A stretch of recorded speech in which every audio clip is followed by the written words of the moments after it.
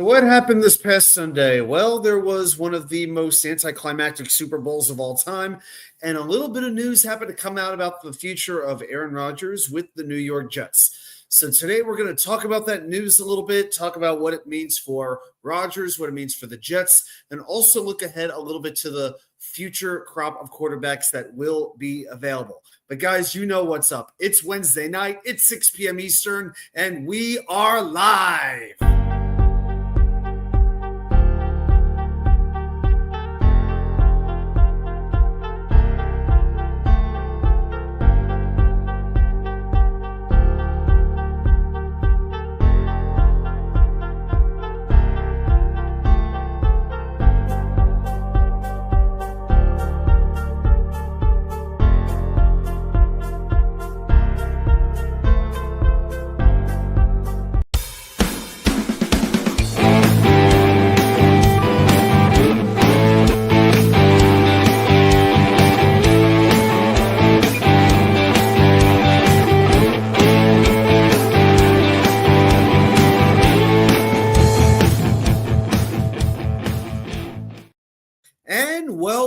Welcome everybody to New York Sports WickerMedia. I'm your party host, Wa2K99, and thank you as always for taking the time to join me for the Wednesday Night Live extravaganza. I'm glad that you are here, and we got a few things to get into tonight, a couple of quick things to point out. Of course, we'll do Jets trivia a little bit later on tonight. If we get our 15 likes, then we will spin the wheel a little bit later on. Also, we've got some recent videos just came out about the Four Nations Hockey Tournament and a little bit about Mets spring training. Check those out if you like. We are right on the verge of 1,000 subscribers. So please like, share, subscribe, all that good stuff. Share with a friend, a family member, an enemy, a family member you hate.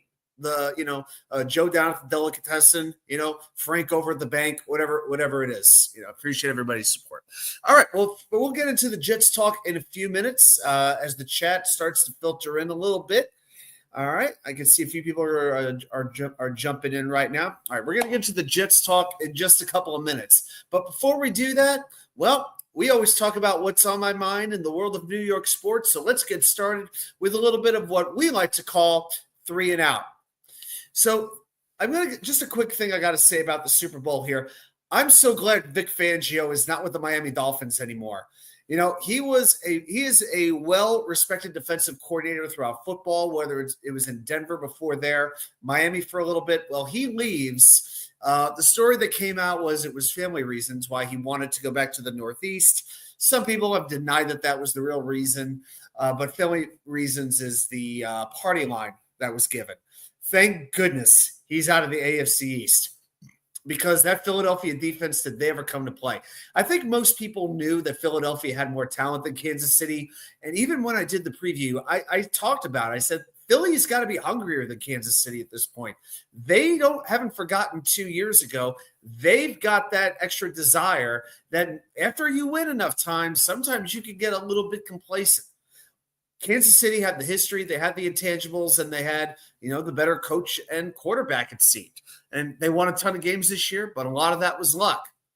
And another thing we talked about was the offensive line. I did not have a lot of confidence in a reshuffled Chiefs offensive line being able to block the pass rush of the Eagles. They couldn't do it. Mahomes got beat up time after time. It forced him into mistakes. You name any quarterback you want. You put enough pressure on them, most of them will fall apart.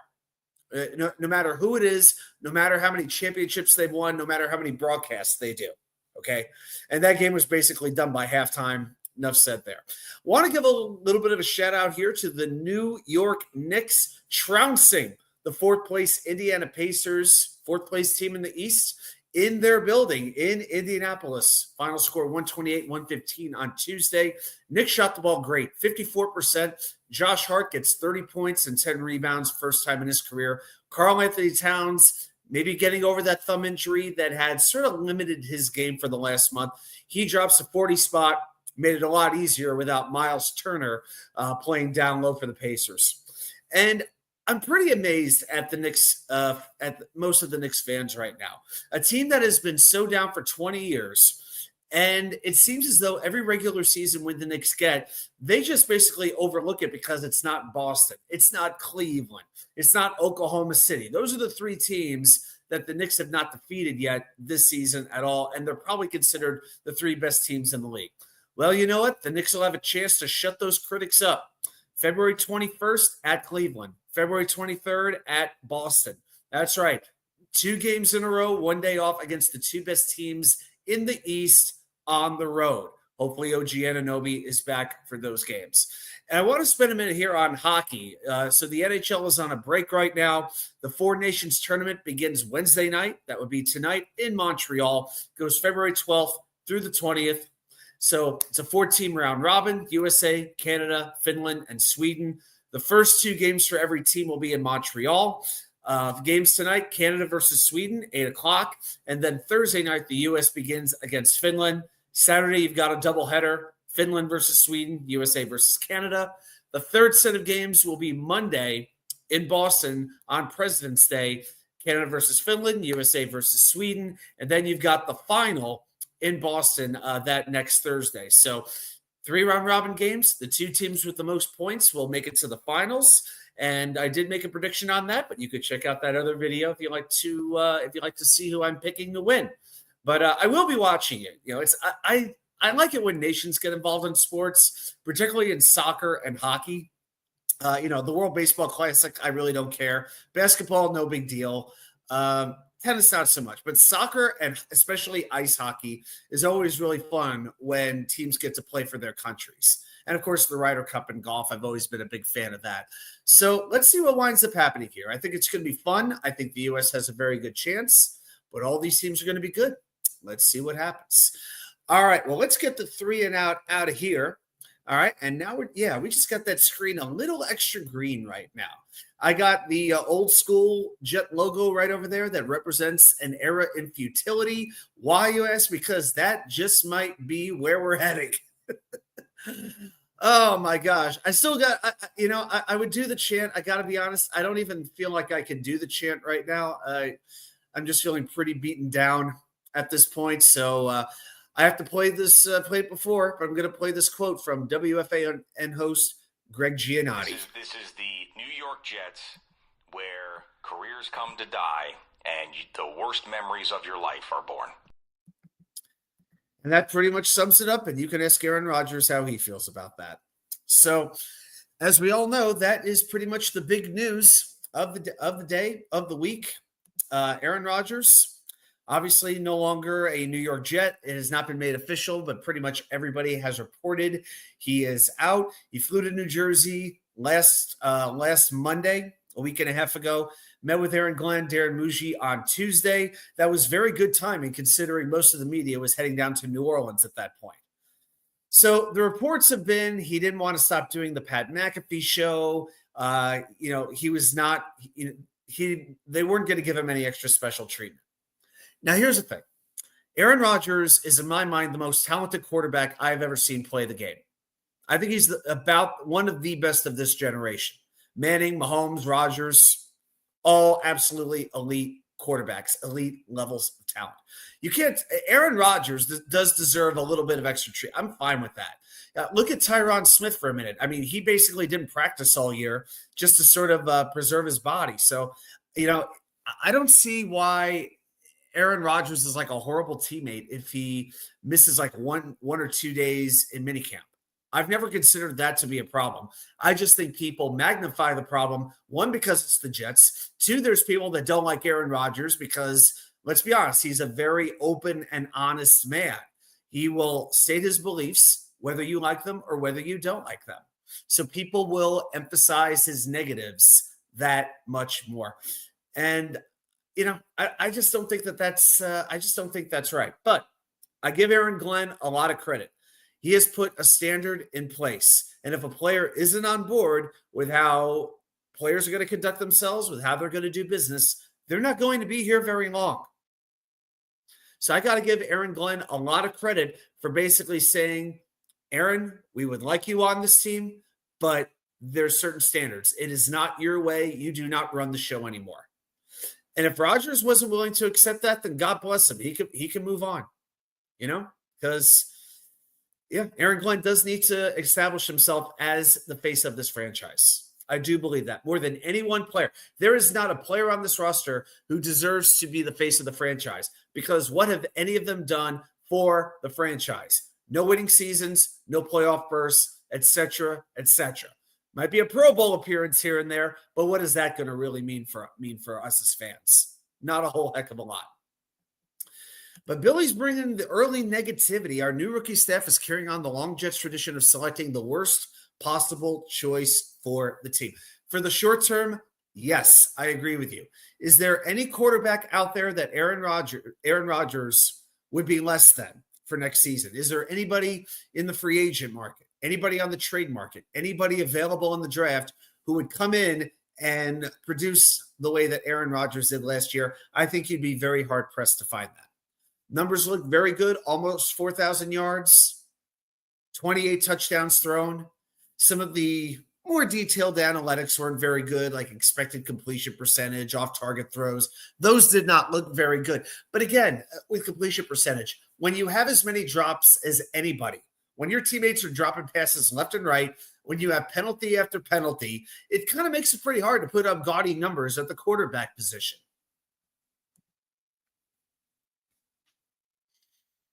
So let's just say, let's play devil's advocate. Let's say that Rodgers stayed here for the year, and let's say he played well. Let's say the Jets win a few more games. Let's say instead of 5 games, they win 9 games and get a wild card spot. Or 9 games, just miss the playoffs, or even 10 games and get a wild card spot. Okay? Here's the thing. It's a $49 million cap hit to make him go away. Whether it's 1 year or 2 years, it's still $49 million in total dollars. Okay. So again, if he's designated a post June 1st cut, then it would count 14 million against the cap in 2025, 35 million in 2026. The thing is, though, you don't have to wait until June 1st to release him. The Jets can release him right away and apply a June 1st designation, which means Rodgers is free to sign wherever when the new league year opens. But here's the thing. If they kept him and then either cut him or if he retired, you're now talking about a $63 million cap hit, an extra $14 million to either take in 1 year. Okay, do you want to take a $63 million cap hit in 2026? I don't think you do. Or you extend that over 2 years. We have been through so much that at this point, it's like, if you're going to retool, do it the right way. Don't go half-ass here. That's my opinion. I'm saying this as somebody who brought the Aaron Rodgers jersey, who respects the man, absolutely does. But it's like, if you're going to do that, don't go with this half-ass approach where it's like, okay, we'll try for 1 year if it works and great. But then what happens the next year? Eventually, it becomes 1 year too late. It becomes 1 year too late. That would have been an issue. So it's like you might have had a decent year this year, but then you might be sacrificing the next 3 years, potentially, quite possibly, because of all that dead cap money that you would have to deal with. Billy, I agree. Yeah, did the Jets have a shot at the playoffs this year? Yes, but you know what? A lot of us thought they had a shot at the playoffs this previous year, and they should have if they had proper coaching, I believe. Proper coaching, proper kicking, Yeah, I mean, the offense still needs some. I'm just going to put Billy's comment up here. All they had to do was fix the defense and run the offense back. Well, some changes were needed on offense. The tight end room needs a complete revamping. You need depth at wide receiver. Yeah, they probably would have kept Devontae Adams, maybe on a renegotiated contract. So you know what? They're going to tear this thing down, and we'll see if it winds up being a 1 year cap hit or a 2 year cap hit with Rodgers. So. I know this year it's going to hurt. Expectations are going to be low, gutter level low. This is the year to establish things where, you know what? We will expect absolutely nothing from the Jets this year. I mean, there's no reason to expect anything at this point. They don't have a lot of cap space to work with. Yeah, they have some draft picks, but quarterback is the ultimate mystery. So Yeah, it is. It is going to be a rough. Is going to be a rough season, and it's going to feel like every win that they get in the 2025 season is going to feel like an amazing accomplishment. But again, when you need to turn the page, turn it properly. You can't half-ass it. And I'm not willing. I want to have sustained success. I am not looking at a 1 year make it or break it. Not with this team. Because if that weren't to work out, again, then what? Then you were starting to deal with cap hits that could force you to trade away your best players because you can't pay all of them. I don't want to be in that situation. So you can tell me that this could have been a 10-12 win team. Okay, great. What about the next year? I think it would have been very, very difficult. Because again, I bet Rodgers has been hurt the last 3 years. He just has been. Are the odds really that good? All of a sudden, he'll get through 17 games unscathed in 2025? I don't see it. Tony Alexio taking the opposite approach. Save the cap space. No Rodgers, no drama. Oh, believe me, there could always be plenty of drama. Quinn Williams giving the thumbs down. I mean, DJ Reed, he'll be out of here, but yeah, we'll see if there's any more trade requests. I'm still worried that this is the New York Jets. Drama is never far away. We are either in drama, we're coming out of drama, or we're on our way into drama. That's part of being a Jets fan. Is the deal. So what do we say in retrospect about number 8? Despite the results being a huge disappointment, 5 wins in 2 seasons, it was worth the chance that this franchise took. The Jets felt they were a quarterback away from being a legitimate contender. And looking back at the roster, I can see how they would have felt that way. I really can. But he was catered to too frequently. So many of his teammates did not work here. Alan Lazard is the easy one. Randall Cobb, Billy Turner, Adrian Amos. Remember him? And this year still, 3,900 yards, 28 touchdowns. Missed some passes at times, no doubt about it. But he played through injuries, showed some toughness. And I go back to that offseason. What was the alternative? Derek Carr? How's he doing? How've the Saints been doing since Derek Carr came along? Not much better. I must have missed those division titles and playoff wins. Not that they had a much better coach. They had Dennis Allen. The Jets had Robert Saleh. Just goes to show you can have the best quarterback in the world, but you better have a good freaking head coach to go with him.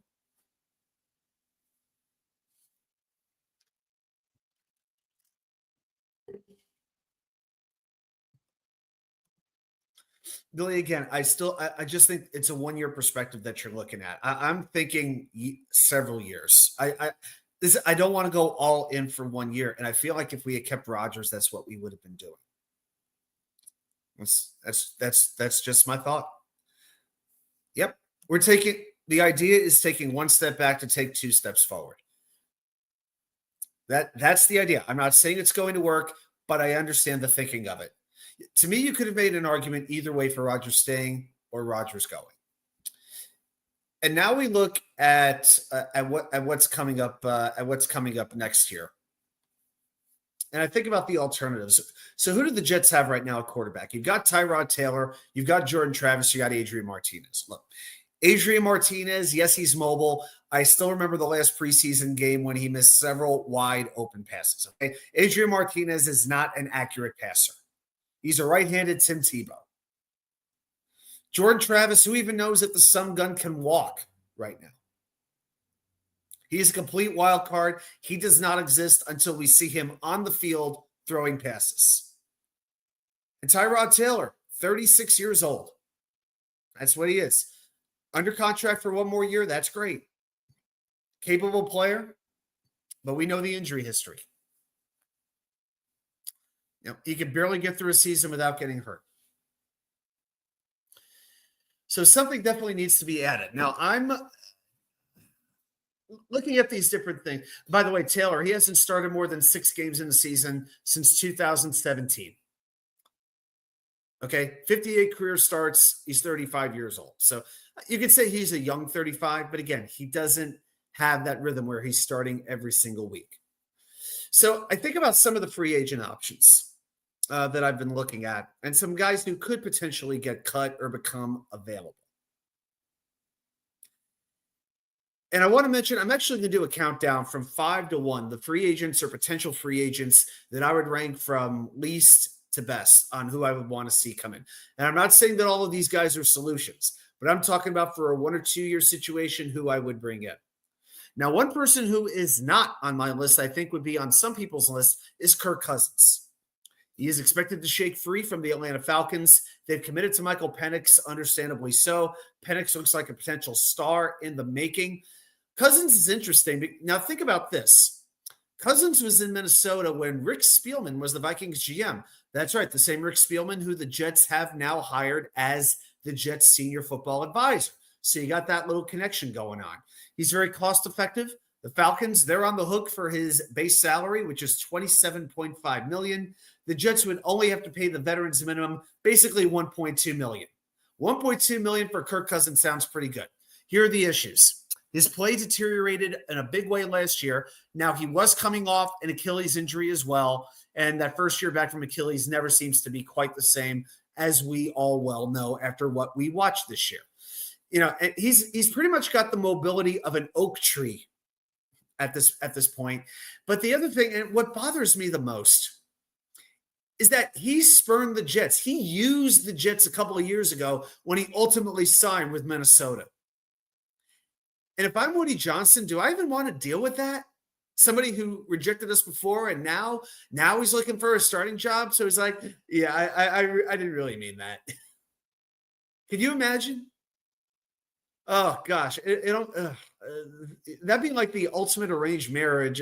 That's like 90 Day Fiance or something like that. One Married at First Sight, one of those shows, whatever they are, where it's like it's an arranged thing, and then you see each other and you're just like, ew. That's pretty much the scenario that we would be talking about here with Kirk Cousins and the Jets. It doesn't make sense on any level in my mind. I guess I'm just not bitter over being spurned. And I got to mention, I saw this one Falcons fan on Twitter about an hour ago. This stuff, I know it shouldn't bother me, but as a Jet fan, it still does. I had to see this one person. I'm not going to mention the fan's name because she does not deserve the recognition. But her proposal was, we ought to trade Kirk Cousins for sauce. Pretty much how she talks. Kirk Cousins for sauce. And we're going to pair him with AJ Terrell. We're going to build up this defense. She actually thinks this. I don't want to use disrespectful language. I really, really don't. But this woman down in Atlanta, that's pretty much an insult right there that I'm using. The fact that she's from Atlanta, enough said, actually thinks the Jets would accept a trade. They would trade Sauce Gardner just to bring back Kirk Cousins. And somebody asked her, one of these Falcon fans, why would the Jets do that? And her response, because they're the Jets. So that Falcon fan, if you're watching, because this is the shit I am sick and tired of. Us being bullied, us being pushed around, other teams thinking that, oh, they're just the Jets. Let me trade like some stiff left-handed relief pitcher and get Aaron Judge back. That kind of a deal. It just disgusts me. They think they could take advantage of us, push us around. I'm tired of being the brunt of a joke.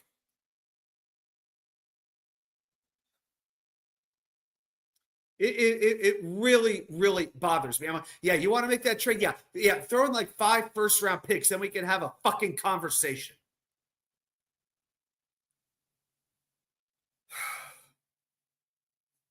Yeah. So any one of these fans who wants to keep picking on us think they can take advantage of us and poach all our talent without giving up something substantial in return, go screw yourself. Hear me, for I have spoken, damn it.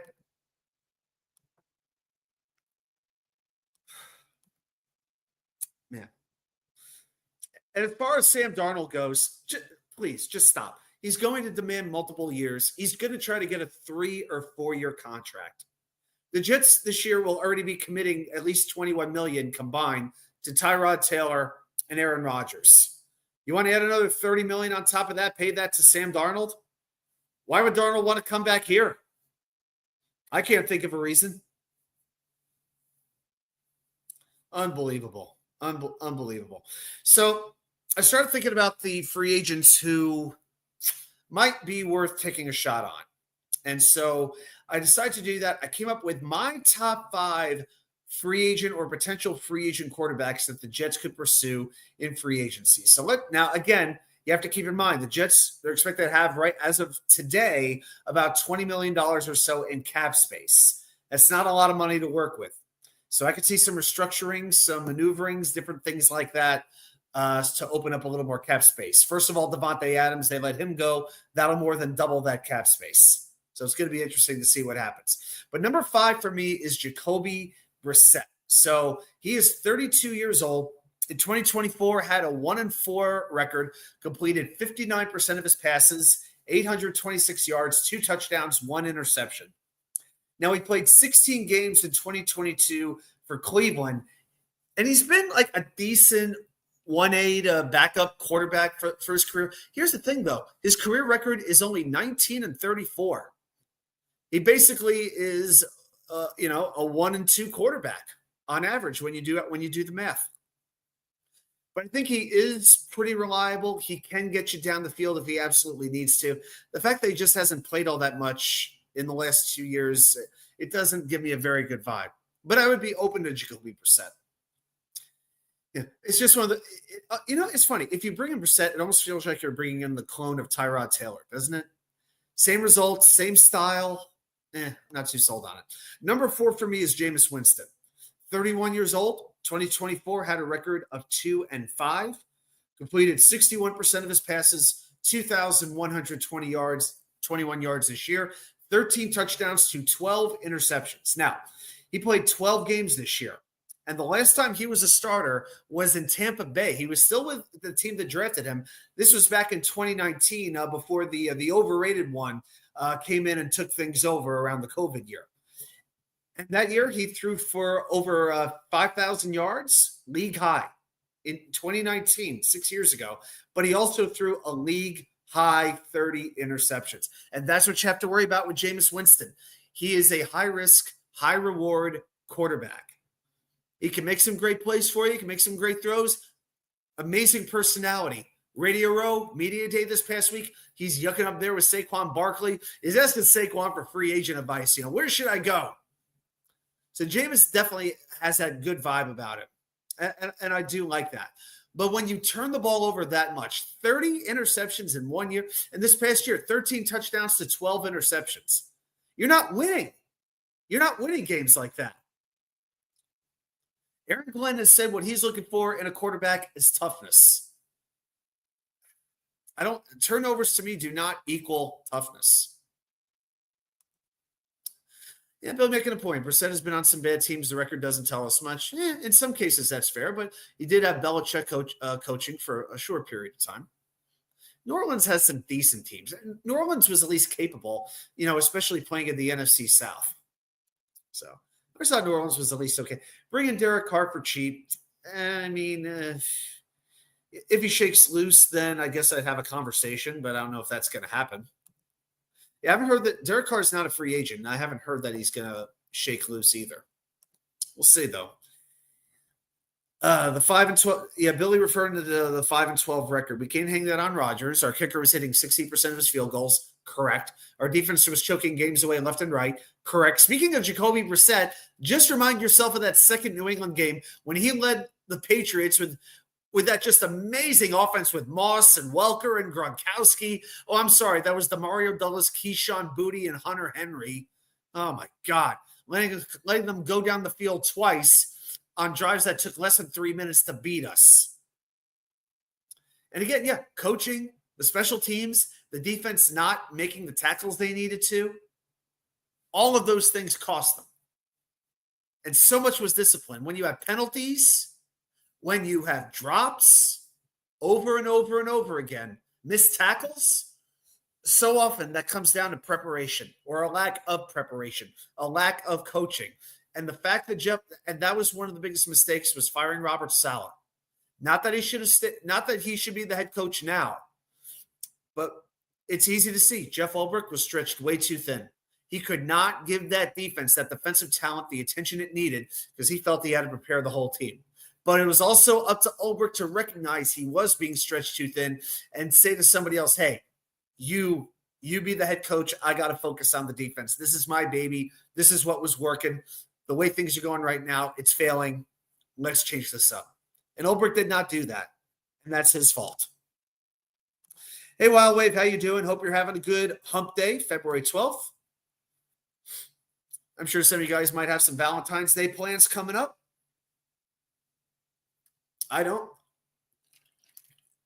Let's take a little day trip up to Richmond. Gonna go get some bitter Valentine beer and go to one of my favorite barbecue joints.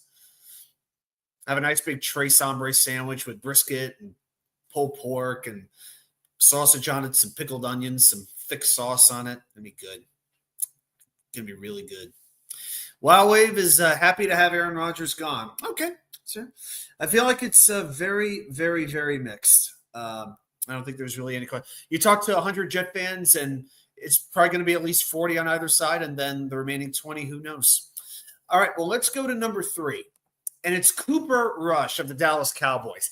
This is an intriguing option. This would actually have – I see a really good fit here. Cooper Rush, believe it or not, is 31 years old. In 2024, had a record of 4-4, completed 60% of his passes, 1,844 yards, 12 touchdowns to 5 interceptions. Now this year he played in 12 games. That was the most in his career. Played his full 7-year career in Dallas. So he knows what it's like to be in a market that is very focused on football, where there's a heck of a lot of pressure and an owner who gets involved a lot. Is he going to give you the highest upside of any quarterback out there? No. But again, what did Aaron Glenn say the day he was introduced? What did Aaron Glenn say that he wanted from his quarterback? And the first thing he said was toughness. Cooper Rush, been a backup that long in Dallas, can come into a game and at very least be productive, can win some games for you.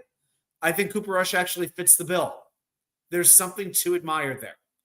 Again, not the most physically gifted quarterback, but capable enough. For a 1-year deal, you know what? I wouldn't hate this. Even for 2 years, I wouldn't hate it. Once Tyrod Taylor leaves, I'd give Rush a 2-year contract. I would really consider it. And also, I think he could be good at helping to mentor the young quarterbacks on the roster. Jordan Travis, Adrian Martinez if he sticks around, and whoever the Jets wind up drafting. Because I fully believe the Jets will draft a quarterback within the first 2 days. I would say on day 2 of the draft this year. The Jets will have a new quarterback by that Friday, whether it's the beginning of round 2 or the end of round 3. So Cooper Rush would be my number 3. Now, number 2 is not a name that I think a lot of people have been thinking about, and he's not officially a free agent yet, but he may shake loose. This is the main reason I have him at number 2. I don't know if he's going to become available, but I'm going to say Daniel Jones. He's only going to be 28 years old in just a couple of months. Billy actually says that it'd be a wasted second or third round pick just to go with any quarterback in the second or third round. If you could get, say, Kyle McCord in the third round or Jackson Dart in the third round, you wouldn't at least give it a try? You got to take some chances. This is not a good quarterback class. We're all aware of that. But if you get good value on one, then you got to take a chance. You never know. A lot of these quarterbacks, what you got to have is coaching and development. Tony is not in favor. He says Daniel Jones is a bust. All right, Tony, let me talk to you about that.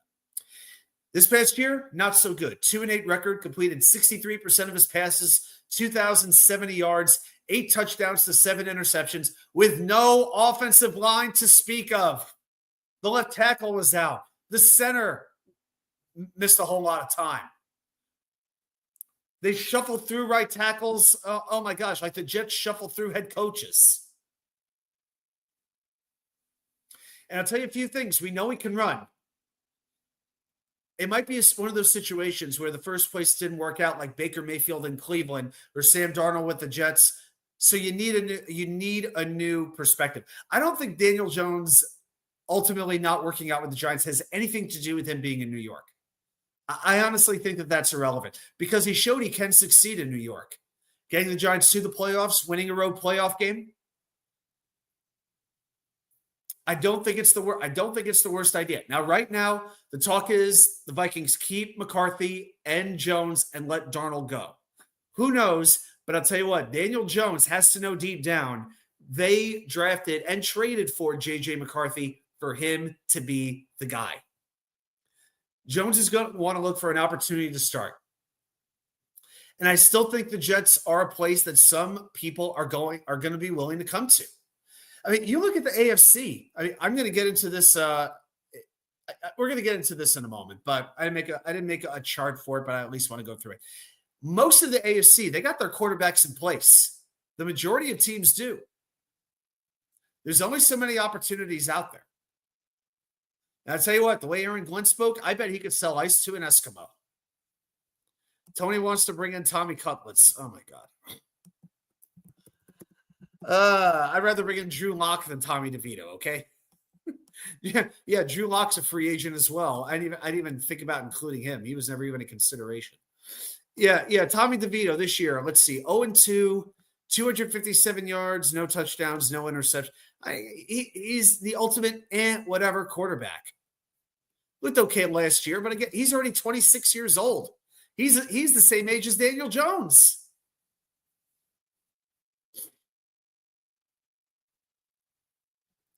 Again, Billy, we had a quarterback in place for one more year. That was it. Then what were you going to do? You could have been in the situation we're in now, but you just would have delayed it a year. Better to address it now. It hurts. It's going to hurt. But I'm not thinking about 1 year. I'm thinking about 5 years. Number one for me, though, is going to be Justin Fields. Now, I have never been the biggest Justin Fields fan, but the more I look at it, the more it does seem to make sense. He's 26 years old. 2024 had a 4-2 record, played 10 games when he got benched. Okay, played 10 games total, but had a winning record when Mike Tomlin benched him for Russell Wilson. Completed 66% of his passes, 1,106 yards, 5 touchdowns, 1 interception. Now his career record is 14-30. Most of those losses were in the first 2 years with the Bears, where they were just absolutely terrible. But he's shown signs of becoming a smarter quarterback. I'll give you an example. 2022, when he dropped back, he got sacked 15% of the time. He took 55 sacks in 1 year. Oh, my God. That's 3 sacks a game. That's hideous. This year, it went from 15% to 9%. So he's he's getting better protection, obviously, in Pittsburgh, but it also tells you he's knowing when to run, knowing when to throw the ball away. So he may be figuring some things out, building up that football intelligence that I don't really think he was showing those first couple of years with the Bears. He's also got that connection with Garrett Wilson. They both went to Ohio State. Now, Russell Wilson is widely expected to be back in Pittsburgh. If I'm Justin Fields, while the draft class is not expected to be good, and I may be in the top 3 of the most prized free agent quarterbacks out there, why am I accepting a spot where I pretty much know I'm going to be the backup? Why would I do that? It's bad business. And Fields, here's the thing with Fields. He's better at throwing the ball over the middle as opposed to the outside the numbers. So when he throws short to intermediate passes over the middle third of the field, so basically 20 yards and in, he completes 80% of his passes, 359 yards, 2 touchdowns, 1 interception, passer rating of 109. And when you look at the completion percentage, when you account for drops, it actually goes up to 83%. So again, are we pumped up about this free agent class? Well, no, we're not. But there are a few options that can work for a year or two. And I don't know what kind of contract Justin Fields is going to be getting, but I can't imagine. I could see a few $1 million, maybe 2-3 years, but 2 years. But, he still has something to prove, but you do have some upside there. And that's where you need somebody like Charles London, where you need somebody like Tanner Engstrand to be like, okay, this is what makes sense. Those two guys in particular, and the passing game coordinator that the Jets hired. Scott Turner. Those three guys, Turner, Engstrand, London. They got to be talking, and they got to be saying, here's what we're looking for in a quarterback. Who's out there that we can go get? So the three of them have got to have simpatico. They got to be on the same page, and they got to be talking now. So yeah, let's get rid of that. So I do see a bit of a rebuild coming here. I expect that there will be at least one or two players who are going to be a little bit disgruntled. They're going to be upset over losing Aaron Rodgers. We already know Quinn Williams is one of them.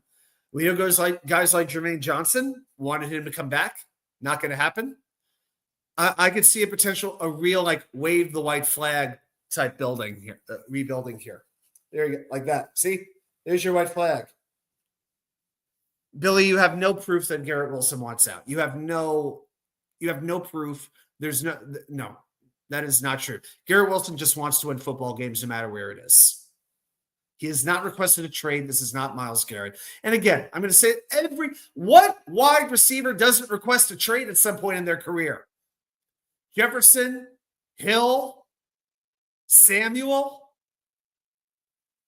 It's like every pitcher nowadays needs Tommy John surgery. Every wide receiver has to make their freaking trade request. That's part of being a wide receiver in the NFL today.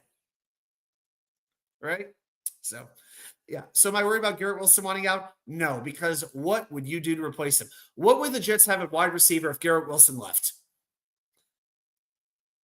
Malachi Corley and Xavier Gibson? About it? It'd just be dumb business. So don't worry about it. Don't worry about it. But I could see Brees getting traded. I don't think that's impossible. Which would be tough to lose him. But when you do have Braylon Allen and Isaiah Davis, well, you could at least work with it. And again, you can't pay everybody. When all of these guys are going to be up for contracts at the same time, you ultimately will have to make some tough choices. This young talent's all up for new contracts, for extensions now. So if any of them do want out because they don't think that they can win in the next year or two at the Jets, am I going to blame them for asking for a trade to another team? I can't kill them for that. I can't kill them for that. Wild Wave, if he was happy, I'd be worried about him. Who would be happy right now? I can't imagine there's any Jet player who's happy. That's fine. As long as he's not like holding out, as long as he's still working the way that I expect him to, and I believe that's the kind of person that he is, I'm not worried about Garrett Wilson. I'm worried about what's around Garrett Wilson. If you're letting Devontae go, you got to be getting some at wide receiver. You got to be getting some at tight end. You can't be bringing back Conklin and Ruckert again as your top two tight ends. God help us. That will not work. And again, with the quarterback thing, again, I mentioned this earlier. Think about who has their quarterback, or at least has some security with their quarterback situation. Just the AFC. Buffalo, they're good. Miami, they're good. No matter what you might say about Tua, when he plays, he's productive. It's just you have the concussion worries. But he's very capable, and he's locked in on a long-term contract. New England, yep, they think they're good. They think they like Drake May. Baltimore, good. Cincinnati, good. Houston, good. Jacksonville, Trevor Lawrence may not be living up to the hype that a lot of people had in mind for him. But, again, he's signed up. He signed up for years down the road. Denver thinks they got something with Bo Nix. All right, fine. Kansas City, yeah, I'd say they're okay. And the Chargers, yep, they're good too. Who does that leave? Cleveland, who has Deshaun Watson tied up basically until 2050. Okay. Pittsburgh, we'll see. They still have Russell Wilson, but I think they could draft somebody. Indianapolis, they've got Anthony Richardson. I still consider him a question mark, talented, but, they'll roll with him a little bit longer. Tennessee, they need a lot of help, okay? And then the Raiders need a ton of help. So when you really look at it, you put the Jets in that second tier also. It's 10 or 11 teams that are in the AFC that are pretty secure with their quarterback situation. And we're in a situation where that problem's not going to get solved this offseason in most likelihood. So you build up the team around it. You build the team, and then you go get the quarterback when the time is right. The 2026 quarterback class looks really good. And if you wind up having a lousy season like a lot of people think the Jets will, well, then you're in a position to go do that. And if you trade one of these players and get some extra draft capital, it allows you to move up even further. So I'm willing to take a few hits. Again, I'm willing to take a step back to take 2 steps forward. Hey, the Jets, yeah, one of the true greats, one of the great Jet fans out there. I'm glad that you're here, man. Let's see how we're doing with the like. Looks like we got 8 likes right now. Okay, so you guys want to spin the wheel? You got to hit that thumbs up button. You guys know what's up. Wilson is happy now that Rodgers is gone. What are we basing that on exactly? Is Wilson that fond of Tyrod Taylor? I just think there's so much speculation here. I really do. I really do. I think a lot of Jet fans have their minds made up about certain people and about certain situations, and I think a lot of us are just kind of looking to have them justified. I can be guilty of that at times too, with certain things. Again, not throwing stones here. It's just easy to do. I'm really trying to be as fair and objective as I can with all these different situations. But, man, I feel like he and Rodgers just never clicked. Yeah, maybe not as well as they should have. That is true. And once Devontae came in, I mean, it was game, set, match. That's the way it was. All right, guys. Well, I'll tell you what. I know it's 6:45. I know it's a little bit early, but I think I'm pretty much ready. Yeah, you got your thinking caps on right now? You guys think you're ready to go? All right. Well, guys, I'll tell you what we're going to do. We're going to do one of the most popular traditions here at the New York Sports WickerMedia channel. You know what happens every single week. I take those steps into the labyrinth of Jets knowledge. I bust open the books. I pull open the websites. I dust off the Encyclopedia Britannica. And I, Watch K99, challenge you, the most loyal fans of the most loyal fan base in the National freaking Football League. Just how much do you know about your New York Jets? So if you're ready, let's play Jets Trivia.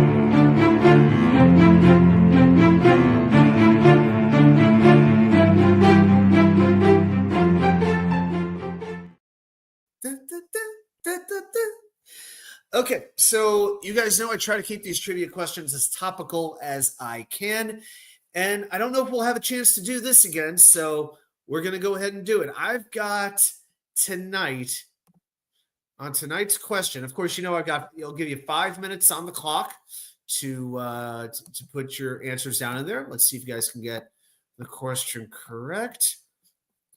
So tonight is basically the last chance, most likely, to do an Aaron Rodgers trivia question. All right. So again, I'm going to set the timer for 5 minutes and start throwing your answers down in the chat.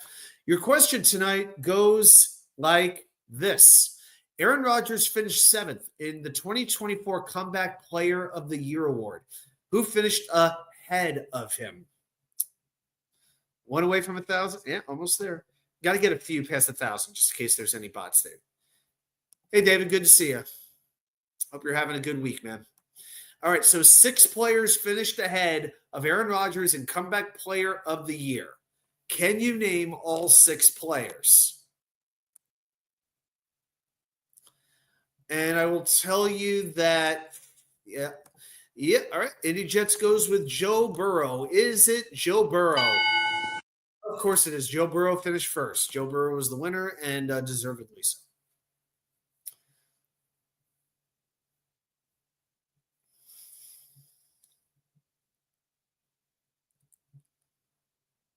All right.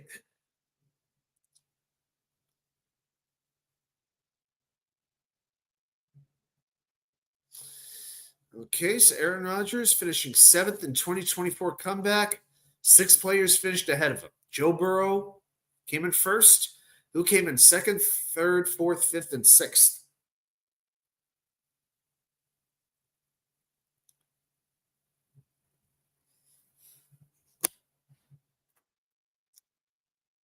All right.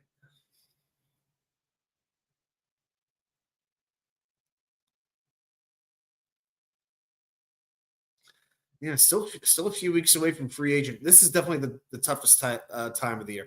I think in the next few weeks we'll do some free agency previews, and once free agency starts to slow down, we'll do more draft stuff. But yeah, we'll try to get into free agency a little bit. I think in the next 2 weeks or so. And against the Jets, you never know what news might develop. All right, Indy Jets gave us one guess. How about everybody? I know we got a pretty crowded chat here right now, so if you've got some guesses on comeback player of the year, Indy Jets goes with Sam Darnold. How about Sam Darnold? Him in third place. There you go. That's right. So Burrow first, Darnold third. Those are the only quarterbacks on the list.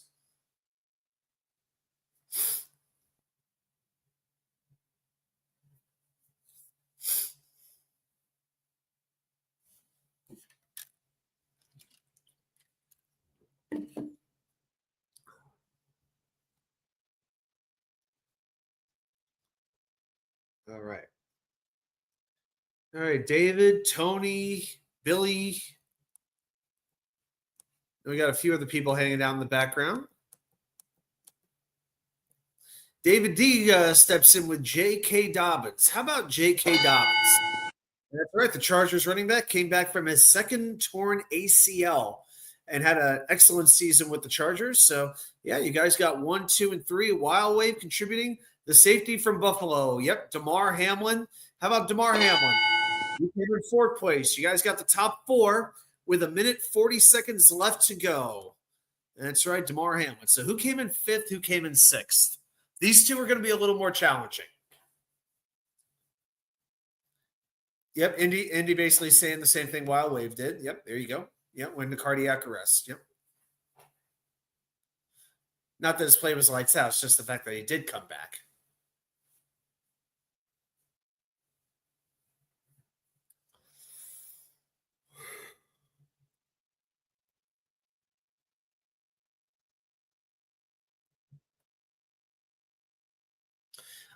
One plays offense, one plays defense. I'll give you that. What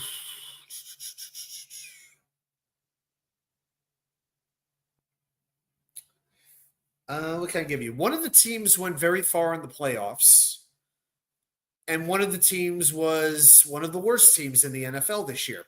So, yeah, Wild Wave need 2 more. You got Burrow, Dobbins, Darnold, and Hamlin. Need 2 more. So, you have an offensive player, got a defensive player. One of the players went very far in the playoffs, and one was one of the worst teams in the league.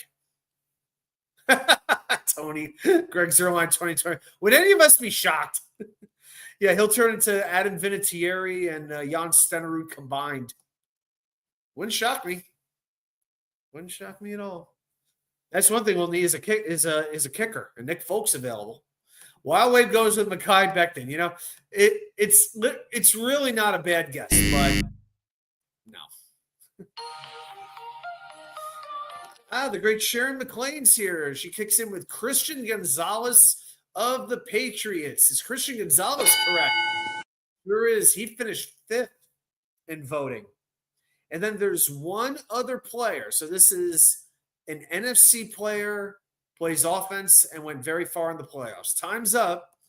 Just want to see if you guys can get this one. So those are your 3 clues. NFC, offense, team went far in the playoffs.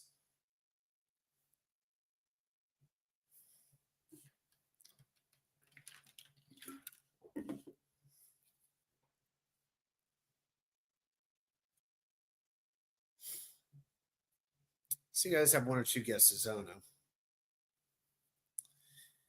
Wild Wave goes Williams. Are you referring to Mike Williams? No, not Mike Williams. NFC. Wild Wave goes, Jameson Williams, you meant. Jameson Williams. Is it Jameson Williams? Afraid not. But you are very close. Like, right church, wrong pew. You are, Wild Wave, you're right there. See if that gets to you. Yeah. Chad will always be on the list. And he goes Saquon Barkley got a few votes, amazingly enough. I think he finished in the top 10, but yeah. What? No. Yeah, you're very close with Jameson Williams, but it is not correct. It is not correct. Yeah. I think Barkley finished in the top 10. All right, guys, I'm going to go ahead and give you the answer. The correct answers are Joe Burrow, J.K. Dobbins, Sam Darnold, Damar Hamlin, Christian Gonzalez, and Tim Patrick, the wide receiver from the Lions who had been with the Denver Broncos. He actually finished ahead of Aaron Rodgers in comeback player of the year voting. So, yeah, he became really like that third wide receiver behind St. Brown and Williams. You know, he had some good moments for the Lions. So, yeah, so that is the answer to the trivia question tonight. All right, guys. Yeah, if you have any other thoughts or questions, I know it was a tough one to get. Yeah, I agree. Yeah, I would not have thought of it, but if I had a chance to think about it, been like, it makes sense. Yeah. So I'm going to see if we have any more questions or any thoughts or anything that you'd like to talk about tonight. Yeah, I'll probably be watching Canada-Sweden in the Four Nations Cup that starts in about an hour. Yeah. I know the Knicks are playing, but the game's not on where I live, so that's not going to work. So, but yeah, looking for tomorrow I've got to run, training for my 5-mile race, so I'll be getting up early, doing some interval training, and then driving up to Richmond about 2.5 hours. Going to have that nice big Tres Hombres sandwich up at ZZQ, one of the best barbecue joints out there, and head down to Williamsburg to have some bitter Valentine beer on the eve of Valentine's Day, so, which is pretty much an annual tradition for me at this point in my life. Look, yeah, you just got to laugh about it. I haven't had the bitter Valentine shirt. I think I might wear it with the pissed off Cupids. So I think we'll do that. Indy, has everybody hit the like? Yeah. If you guys haven't done it, then I'll hang out for a few minutes. Come hang out in Charlotte anytime. Oh, thanks, man. Yeah, I was in Charlotte. What was it? Black Friday for Knicks Hornets. Yeah, I could always take the train from Raleigh to Charlotte for like $30. It's a pretty good deal. Or, can just drive for like a little over 2 hours. But, yeah, Charlotte looked like a pretty cool town. Looked pretty good. Most people go there just to fly out of there, though. That's the thing. I mean, who goes on vacation and said, we're going on vacation. Where are you going? Charlotte, North Carolina. You either go there for work or you're connecting to your next flight. That's pretty much all it is. Yeah, Tony with a very accurate statement. The new regime is putting the team above anyone. And you know what? It might take time to establish it, but once it's established, it can work. I'm just worried to say this because I just had so much confidence just a couple of years ago that we were going to really have a renaissance. Now we're hoping for the Glenaissance. So it's like, you know what? Your vision, that's great, but you got to execute on the vision. If you don't bring in the players to execute that vision, of what use is your vision? This is where I'm getting all philosophical. I don't know. Wear your bulletproof vest. Yeah, it just depends on the neighborhood. Yeah, that was good. I don't know. I went down to, what was a place a little south of downtown, 411 Brewers at Yancey, where they have several different breweries like housed under one building. They have like 6 Point in Brooklyn, Victory in Philadelphia, Bull Rock Cider from Virginia. They got some of their own brews from down there in Charlotte, Southern Tier in New York. Southern Tier is excellent. And they had some really, really good food. Yeah, if you're ever down in Charlotte, go to 411 Brewers at Yancey, especially if you're a beer fan. You will not be disappointed. One last thing to remember, Denver last year is where we are this year. I felt that way. Yeah, I thought Denver was a bottom 5 team in the NFL coming into this year. I'm not ashamed to say it. Chargers were not that far off either.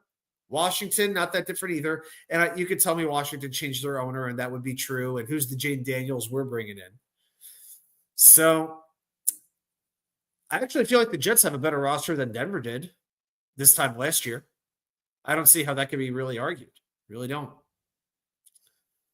Just we got to deal with some tough teams, and got a rookie coach, whereas a lot of these guys brought in established coaches. Chargers brought in Harbaugh. Washington brought in Dan Quinn. Not that he had the best reputation, but he did get to a Super Bowl.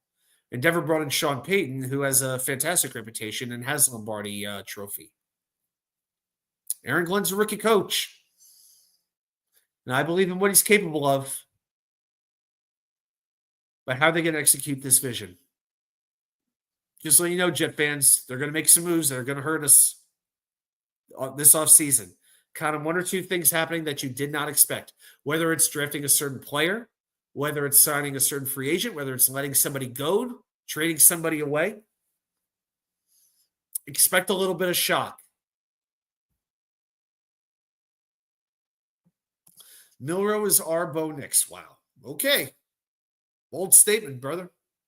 Bold statement. I wasn't a Bo Nix fan, so but I'll tell you, that offensive line, they kind of overachieved for him a little bit, so that helps. And some of these, there's certain people, not YouTube guys, but other Jet podcasters, they're like down on our offensive line. They're like, well, Olo really didn't play all that much. Simpson was a surprise. Tippmann's okay. Vera Tucker was disappointing. I don't see how Vera Tucker was disappointing at all. He was like top 10 and, in blocking win rate on ESPN. I mean, he was like a top 5 pass blocking guard in the NFL. So, certain guys who are always locked on the Jets, they can go stuff it. Because that's just a joke. Now, one thing I do need to see, the offensive line is going to make a change. If you don't bring back Morgan Moses, bring in a run blocking right tackle. Because the Jets didn't run the ball as well as they should have last year. So run blocking, that's one thing that has to be. Run blocking on offense and stopping the run on defense. Don't let everyone tell you quarterback. The Jets have a lot of things to change. They got a good foundation, but there are so many things to change. And getting a little bit tougher at the trenches is chief among them. Wide receiver depth, overhauling tight end room, overhauling safety room, cornerback 2. Does Jamin Sherwood come back? There's a lot of questions. And that's why when you see these mock drafts, these Jets mock drafts, you see 10 mock drafts, you'll see 9 different players going to the Jets. No one knows what they're going to do. And that kind of makes it fun. Scary, but fun. Are the Jets playing overseas this upcoming season? I hear the Steelers are playing in Ireland. Yeah, Jets are playing in Jets have a game in London. Yeah, Jets have a London game again in 2025. They're going to be the home team in Tottenham Spur. So we don't know this is the third game. So this is the Jets' third game in 5 seasons in Tottenham, but their first is the home club. So we'll see. We don't know who their opponent's going to be just yet. I swear, I feel like Roger Goodell's goal is to have one game in Europe or out of the United States every single week. If he had his way, there'd be like half the league would be in the United States, the other half would be like in Europe and South America.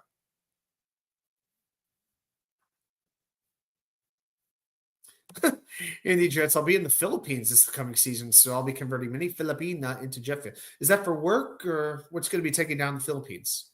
Military? What's got you going down there, Indy? Tony, our franchise quarterback will be selected in 2026. It's possible. It's very, very possible. I hate to. You're moving there? Okay, good for you.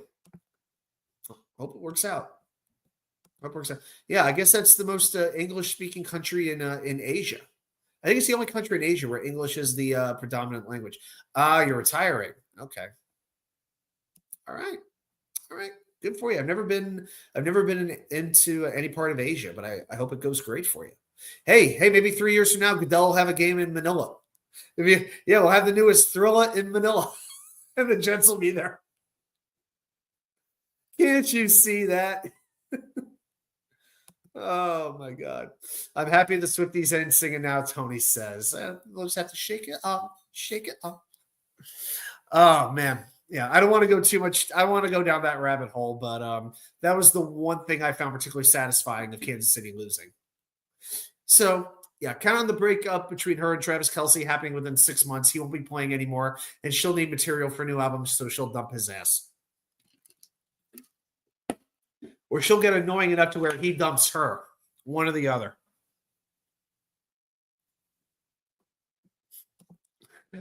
Oh my gosh. All right. All right, guys. I'm going to go ahead and call it a night. But hey, thanks so much for hanging out with me. I know the thrill in Manila. Yeah, drinking some vanilla. Anyway. Oh man, now I'm trying to think of players whose names might rhyme with vanilla. Anyway. All right, but anyway, have a great rest of your week. Have a great Singles Day / Valentine's Day, whatever you celebrate. Get a nice heart-shaped pizza, scarf it down, whatever it is that you got to do to get through the weekend. And if you're a single person like me, stay off social media because it is the most annoying day to be on it. All right, have a great rest of your week, and I will see you right back here with more content from you know where. The Wicker Chair. Have a good night, everybody.